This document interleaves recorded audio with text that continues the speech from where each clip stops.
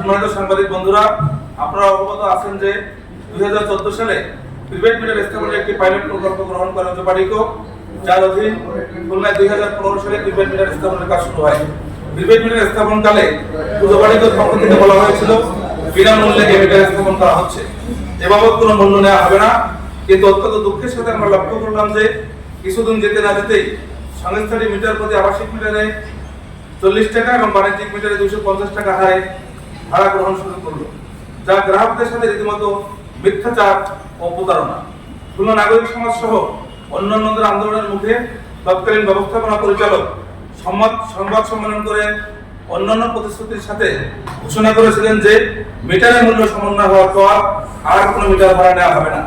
আমাদের জানা মতে মিটার স্থাপনের সময় আবাসিক মিটারের ক্রয় মূল্য ছিল ৩,২০০ টাকা এবং বাণিজ্যিক মিটারের মূল্য ছিল ১৪,০০০ টাকার মতো।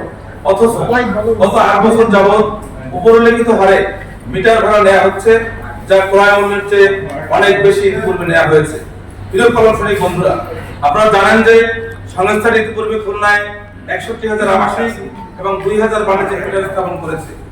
এই বিশাল সংখ্যার মিটার থেকে লাগাতারভাবে অতিরিক্ত মিটার ভাড়া গ্রহণ করা হচ্ছে, যা শুধুমাত্র বাড়ির মালিকদেরই নয়, সিংহভাগ ক্ষেত্রে ভাড়াটিয়াদের ঘাড়ে এসে পড়ছে।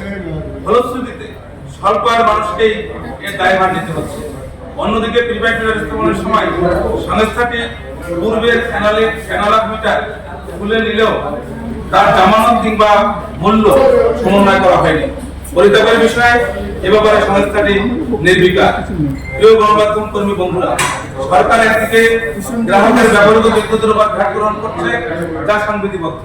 অন্যদিকে বিদ্যুতের চার্জ বাবদ মোট চার্জ হিসেবে অর্থ নেওয়ার পরও ডিমান্ড চার্জ নামের একটি বিশাল অঙ্কের টাকা গ্রহণ করছে সংস্থাটি, যে বিষয়টি আমাদের নিকট বোধগম্য বা গ্রহণযোগ্য নয়। প্রিয় বন্ধুরা, এ সংক্রান্ত আপনাদের অবগতির জন্য একটি চিত্র তুলে ধরা হলো।